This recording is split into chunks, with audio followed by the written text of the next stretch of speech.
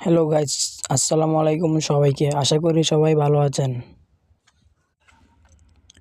আমি নতুন একটা ইউটিউব চ্যানেল খুলেছি। চ্যানেলের নাম হচ্ছে সবার ভালোবাসা পেতে চাই।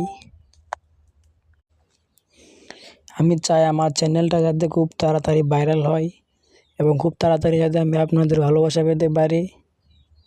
এই পর্যন্তই আমার কথা। সবাইকে আসসালামু আলাইকুম, ভালো থাকবেন।